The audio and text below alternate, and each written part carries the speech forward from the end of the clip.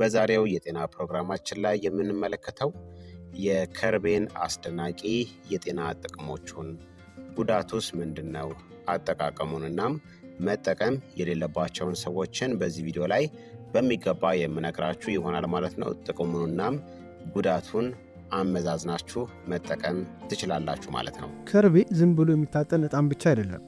ከኮሚፌራ የዛፍ ዝርያዎች የሚገኝ ተፈጥሯዊ ሙጫ ሲሆን ከጥንት ከግብፃውያን ጀምሮ እስከ መጽሐፍ ቅዱስ ታሪክ ድረስ ለሽቶ፣ ለፈውስና ለቅባት ሲያገለግል የቆየ ውድ ንጥረ ነገር ነው።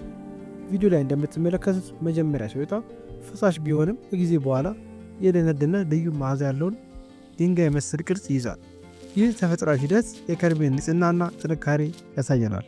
ይህ የጤና ትምህርት ታዲያ ለበርካታ ሰዎች በጣም ጠቃሚና አስተማሪ ስለሆነ ሁላችሁም በቅንነት ላይክና ሼር በማድረግ ሌሎችንም አስተምሩ አሳውቁላለሁኝ። ጥያቄ ካላችሁ ከዚህ ቪዲዮ ጋር በተያያዘ ጥያቄያችሁን በኮመንት ላይ አስፍሩልኝ፣ እመልስላችኋለሁኝ። በቀጥታ ወደ ጤና ትምህርታችን የማልፍ ይሆናል። ሲወጣ ፈሳሽ ቢሆንም ሲደርቅ ወደ ጠንካራና ቅርጽ ወደሌለው የተለያዩ ቁርጥራጭነት ይቀየራል። ቀለሙ ከቢጫ ወደ ቡናማ ሊለያይ ይችላል። ጥሩ መዓዛ አለው። ጣዕሙ መራራ እናም ትንሽም ቅመም አይነት ጣዕምም አለው። ከርቤ ለረጅም ጊዜ በተለያዩ ባህሎች ውስጥ ጥቅም ላይ ውሏል። ለምሳሌ በሃይማኖታዊ ስርዓቶች ውስጥ በብዙ ጥንታዊ ሃይማኖቶች በተለይም በክርስትና እምነት ውስጥ ዕጣን ለማጠንናም ለቅባትነትም ያገለግላል። በመድኃኒትነትም ያገለግላል። ለተለያዩ የጤና ችግሮች እንደ ቁስል ማከሚያ፣ የድድ በሽታን መከላከያናም ሌሎች ባህላዊ መድኃኒቶች ውስጥም ይካተታል። ለሽቶና ውበትንም ለመጠበቅም ያገለግላል። በአሁኑ ሳይንሳዊ ምርምር ከርቤ አንቲ ኢንፍላማቶሪ ባህሪ እንዳለው ተረጋግጧል። ይህም ማለት በሰውነታችን ውስጥ በተለያዩ ምክንያቶች የሚፈጠሩ እብጠቶችን፣ የጡንቻ ህመሞችና እንደ አርትራይተስ ያሉ የመጋጠሚያ ችግሮችን ለማከም ይረዳል። ኬሚካል የበዛባቸውን የህመም ማስታገሻዎች ከመውሰድ ይልቅ ከርቤን በዘይት መልክ በመቀባት ወይም በትንሹ በመጠቀም የህመም ስሜትን በተፈጥሯዊ መንገድ መቀነስ እንደሚቻል ባለሙያዎች እያስረዱም ነው። በጥንት ዘመን ለሽቶና ለቆዳ እንክብካቤ አገልግሎቶችም ይውል ነበር። በአጠቃላይ ከርቤ ጥሩ መዓዛ ያለውና ለተለያዩ ዓላማዎች የሚያገለግል ጠቃሚ የተፈጥሮ ንጥረ ነገር ነው። በኢትዮጵያ ውስጥ ብዙ ጊዜ በዕጣንነት ብቻ እንደሚያገለግል ነው የሚታወቀው፣ ግን እጅግ በጣም ዘርፈ ብዙ ጥቅሞች አሉት ማለት ነው። የከርቤ የጤና ጥቅሞቹ በጣም ብዙ ናቸው። እስቲ እነዚህን በርካታ ጥቅሞቹን በቅድሚያ በዝርዝር ልንገራችሁ። አንደኛ፣ አንቲ ኢንፍላማቶሪ ባህሪያት አለው። ከርቤ ጸረ ብግነት ወይም ደግሞ አንቲ ኢንፍላማቶሪ ተጽዕኖ ያላቸውን ንጥረ ነገሮችን ይዟል። በሰውነት ውስጥ ያለውን እብጠትን ወይም ደግሞ ኢንፍላሜሽንን ለመቀነስ ይረዳል። ይህም እንደ አርትራይተስናም ሌሎች የኢንፍላሜሽን በሽታዎች ላሉ ሁኔታዎች ጠቃሚ ያደርገዋል። ከርቤ ፕሮ ኢንፍላማቶሪ ሳይቶኪኖችን ማምረትን የመክታት ችሎታው በአጠቃላይ የጤና መሻሻል አስተዋጽኦ ያደርጋል። ሁለተኛ፣ ጸረ ተዋሲያን ባህሪያት አለው። ከርቤ በተለያዩ ባክቴሪያዎችና ፈንገሶች ላይ ውጤታማ የሆነ ጸረ ተዋሲያን ባህሪያትን ያሳያል። ይህ ኢንፌክሽኖችን ለመከላከልናም ቁስሎችን ለመፈወስ ጠቃሚም ያደርገዋል። ብዙዎቻችን ላናውቀው እንችላለን እንጂ ከርቤ ምርጥ የአፍ ማጽጃ ነው። ባክቴሪያን የመግደል አቅም ስላለው በድድ ላይ የሚፈጠሩ ቁስሎችን፣ የአፍ ምጥ መጠሪያንና የጥርስ መበስበስን ይከላከላል። በቤት ውስጥ ጥቂት የከርቤ ዱቄት ወይም ጠብታ ዘይት በውሃ ውስጥ በመጨመርና አፍን መሞጥሞጥ ውድ የሆኑ የጥርስ ሳሙናዎች፣ ማጽጃዎች የማይሰጠውን ጥበቃ ይሰጠናል። ይህ በተለይ ለተደጋጋሚ የአፍ ቁስለት ለሚቸገሩ ሰዎች ፍጹም መፍትሄ ነው። ህመምንም ያስታግሳል።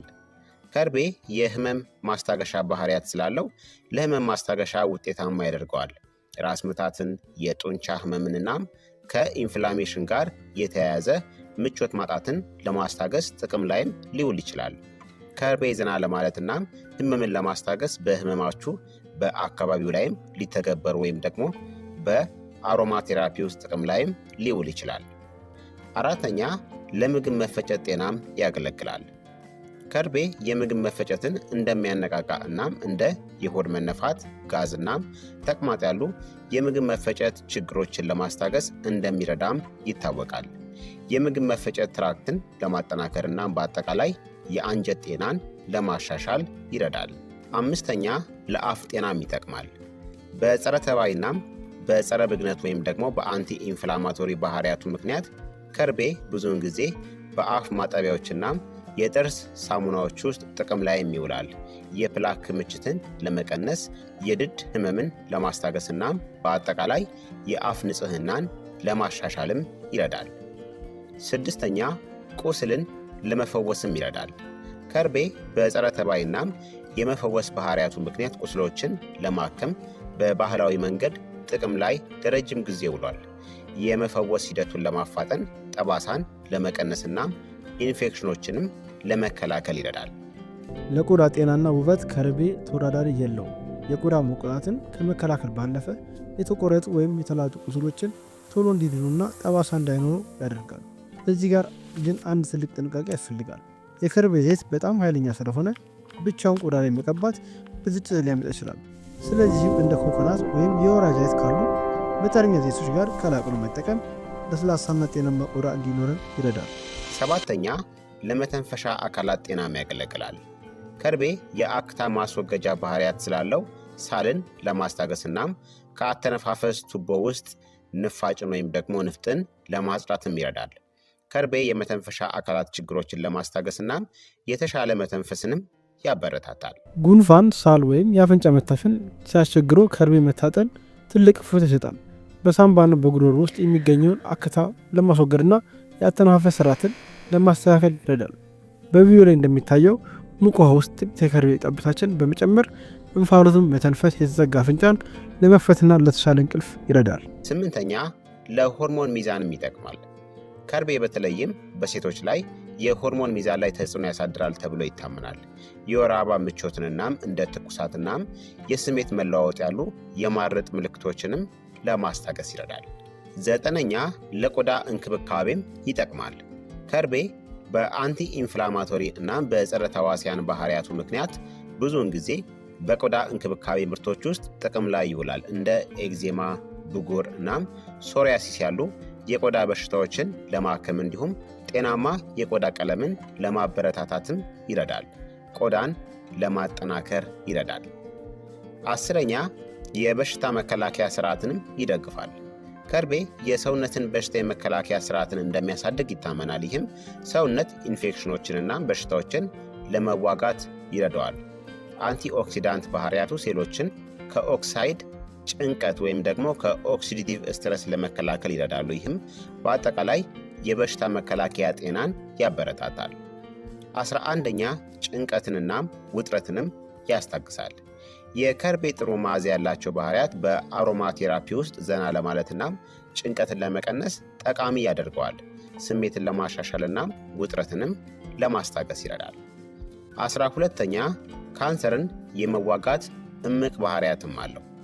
የቅድመ ጥናት ውጤቶችም እንደሚያመለክቱት ከርቤ የካንሰርን እድገትን የሚገታ እና በተወሰኑ የካንሰር አይነቶች ላይ የእጢን መጠን የሚቀንስ የጸረ ካንሰር ባህሪያት ሊኖረውም ይችላል። ሆኖም እነዚህን ተጽዕኖች ታዲያ ለማረጋገጥ ተጨማሪ ምርምር ያስፈልጋል። 13ኛ ለሮማቶይድ አርትራይተስም ይጠቅማል። ከርቤ በእስያ ክፍሎች ለረጅም ጊዜ ለሚያቃጥሉ ወይም ደግሞ ለኢንፍላሜሽን በሽታዎች ባህላዊ መድኃኒት ሆኖ ሲያገለግልም ቆይቷል።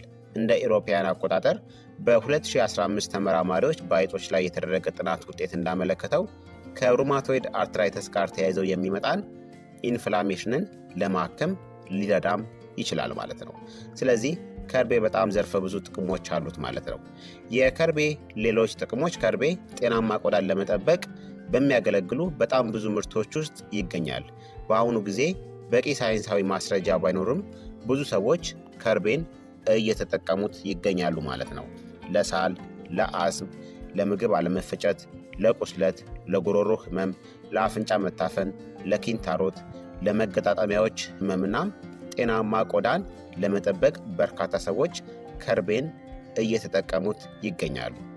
በአጠቃላይ ከርቤ በአንቲ ኢንፍላማቶሪ እና በጸረ ተዋሲያን ባህሪያት አንስቶ የምግብ መፈጨትንና የመተንፈሻ አካላት ጤናን እስከ መደገፍ ድረስ ሰፋ ያለ የጤና ጥቅሞች ያሉት ሁለገብ የዕጣን አይነት ነው። ታዲያ ከርቤን በደህና እናም በብቃት ለመጠቀም አንዳንድ የተለመዱ ዘዴዎች አሉ። እንግዲህ እነዚህም አንደኛ የከርቤ የተፈጥሮ ዘይቱን መጠቀም ነው። ኢሰንሻል ኦይሉን መጠቀም ነው። የከርቤ ኢሰንሻል ኦይል ዘና ለማለትና ጭንቀትን ለመቀነስ ጥቅም ላይ ሊውል ይችላል። ጥቂት የዘይት ጠብታዎችን ከ1 እስከ 2 ጠብታን በውሃ በተሞላ ጆግ ውስጥ ጨምራችሁ መጠቀም ትችላላችሁ። በሰውነታችን በአካባቢው ላይም መጠቀም ይቻላል። የከርቤን አስፈላጊ ዘይትን እንደ የኮኮናት ዘይት፣ የጆጆባ ዘይት ወይም ደግሞ ከአልመንድ ዘይት ጋር መቀላቀል ከመጠቀማችሁ በፊት በአንድ የሻይ ማንኪያ ውስጥ ከ2 እስከ 3 ጠብታዎች የከርቤ ዘይትን ነው የምትጠቀሙ። አሁን ለምሳሌ የጆጆባ፣ የኮኮናት ዘይት፣ የአልመንድ ዘይት ከነዚህ ከሶስቱ አንዱን የምትጠቀሙ ከሆነ ከነዚህ ከሶስቱ በአንዱ የሻይ ማንኪያ ውስጥ ከ2 እስከ 3 ጠብታዎች የከርቤ ዘይትን ብቻ ነው የምትጠቀሙት። ይህ ለቆዳ በሽታዎች፣ ለቁስሎች ወይም ደግሞ ህመምን የማስታገስ ጥቅም ላይ ሊውል ይችላል ማለት ነው። በተጎዳ አካባቢ ላይ በቀጥታ ቀላቅላችሁ መጠቀም ትችላላችሁ። እንዲሁም ለማሳጅ ዘይትም መጠቀም ትችላላችሁ። የሚያረጋጋ የማሳጅ ቅልቅል ዘይትን ለማግኘት የከርቤ ዘይትን ከሌሎች አስፈላጊ ዘይቶች ጋር እንደ ላቬንደር ኦይል እና ከፔፐርመንት ኦይል ውስጥ በመቀላቀል ከርቤን ለማሳጅ ዘይት አዘጋጅታችሁ መጠቀም ትችላላችሁ ማለት ነው። ከርቤን ከመጠቀማችሁ በፊት ግዴታ አስቀድማችሁ የጤና ባለሙያን ማማከር ያስፈልጋል። አሉታዊ ተጽዕኖችን ለማስወገድ ደግሞ ከርቤን የያዘ ማንኛውንም ተጨማሪ ምግብ ወይም ደግሞ ምርትን ስትጠቀሙ የሚመከረውን መጠኖችን ተከተሉ ወይም ደግሞ ከልክ በላይ አትጠቀሙ። ደህንነትንናም ውጤታማነቱን ለማረጋገጥ ከፍተኛ ጥራት ያላቸው ንጹህ የከርቤ ምርቶችን ተጠቀሙ።